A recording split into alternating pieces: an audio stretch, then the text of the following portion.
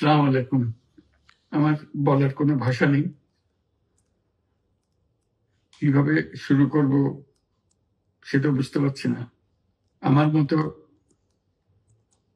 সারা দেশের লোক আজকে হতবাক। এরকম একটা কাণ্ড হতে পারে আমরা কেউ কল্পনা করিনি। কারো ধারণার মধ্যে ছিল না।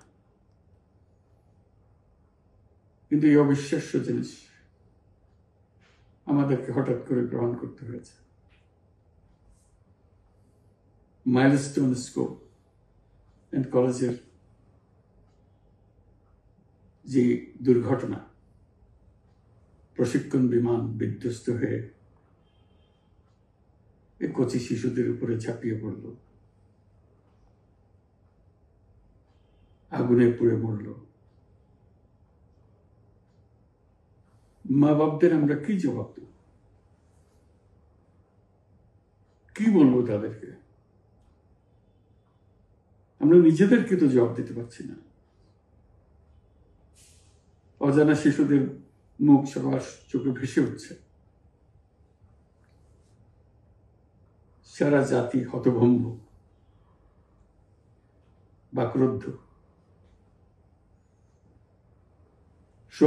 শোকাহত বললে খুব কম বলা হবে। এই দুর্ঘটনার রেশ এখনো কাটেনি। এখনো লাশ আসছে হাসপাতালে, এখনো হাসপাতালে মারা যাচ্ছে। মা বাবা এখনো খোঁজ নিচ্ছে আমার সন্তান কোথায়, তাকে আর কোনোদিন চেনা যাবে কিনা।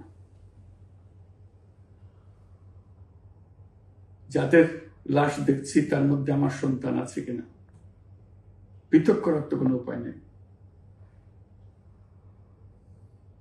এরা আমাদের সবারই সন্তান, হঠাৎ করে চিরদিনের জন্য চলে গেল। আমরা অবশ্যই তদন্ত করব, তদন্ততে তারা ফিরে আসবে না। আমরা চিকিৎসার ব্যবস্থা করছি, সবাই ঝাঁপিয়ে পড়েছে। সকল হাসপাতাল, সকল মানুষ ছুটে আসছে।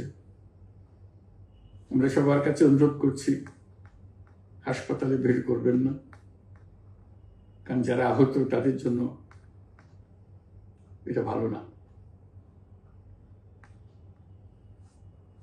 তারা তাদের শরীরে রোগ প্রতিরোধের শক্তি নেই।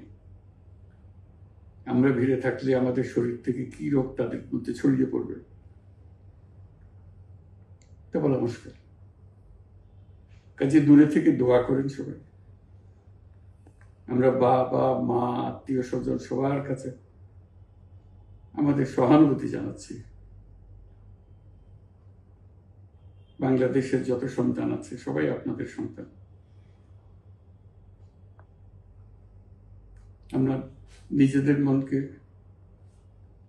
সান্ত্বনা দেওয়ার চেষ্টা করুন। আমরা সবাই নিজেদের মনে সান্ত্বনা দিচ্ছি, কিন্তু আপনাদের সান্ত্বনা বিরাট ব্যাপার। আমরা সবাই আপনাদের সঙ্গে আছি, জাতির সমস্ত লোক আপনাদের সঙ্গে আছে। আমরা তাদের জন্য শোক দিবস ঘোষণা করেছি। আগামীকাল শোক দিবস। আমরা সবাই মিলে তাদের কথা স্মরণ করব, তাদের আত্মার শান্তি কামনা করব। আজকে থেকে সবাই তাদের আত্মার জন্য, তাদের রুহের জন্য মাগফিরাত কামনা করব। আল্লাহ আপনাদেরকে শান্তি দিন। আমাদের জাতির সবাইকে, যারা এই দুর্ঘটনায় বিধ্বস্ত, সবাইকে আল্লাহ শান্তি দিন। তাদের জন্য দেশবাসী সবাই আমরা দোয়া করছি। আল্লাহ এই শিশুদের জান্নাতবাসী করুন। খুদা হাফেজ।